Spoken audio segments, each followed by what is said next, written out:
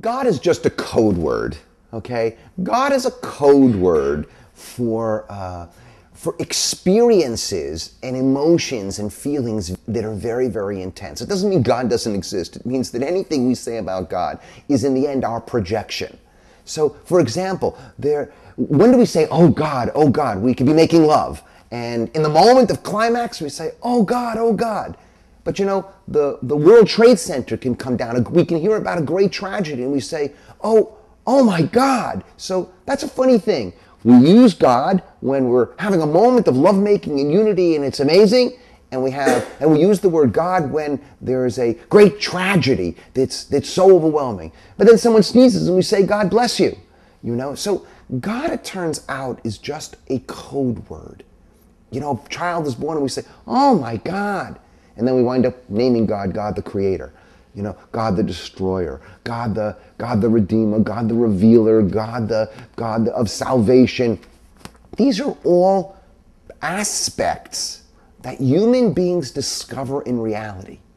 But it turns out we have this need to put those aspects into a you, into a thou, and put that thou into the universe so that we can actually relate to the very aspects and qualities of the universe and of reality that we have discovered. Now that doesn't mean that there's not a God, but it just means anything we say about God is from the human perspective.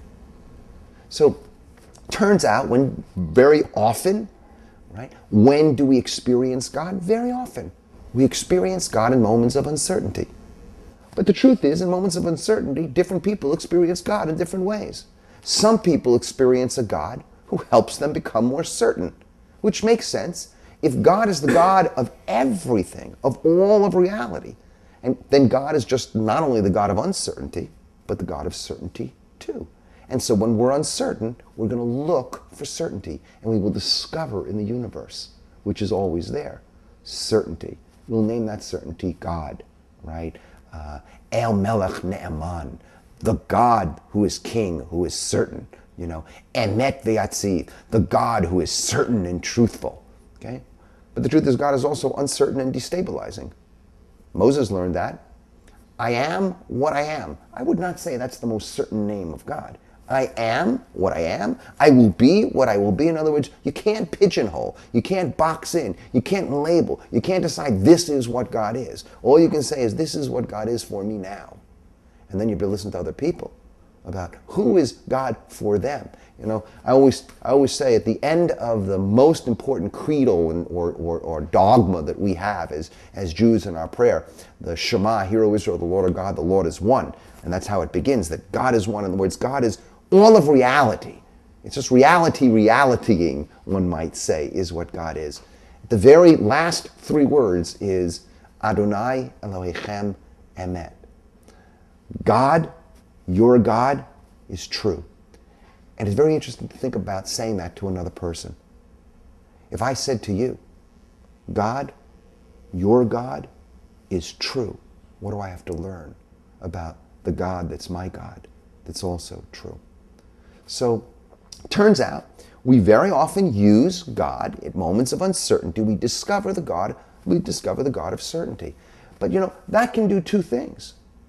It can actually make us reluctant to own the uncertainty. It's very easy to escape into the God of certainty.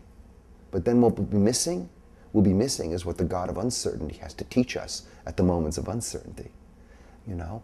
And on the other hand, sometimes it's not escape. Sometimes what we also need is to be reaffirmed that the uncertainty is just a part of the path towards greater certainty.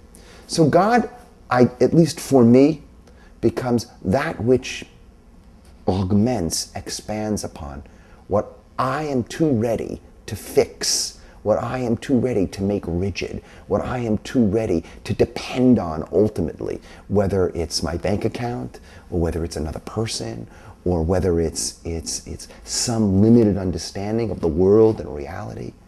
God comes to me and says, no, that's finite. If you're depending on it too much, it's idolatry.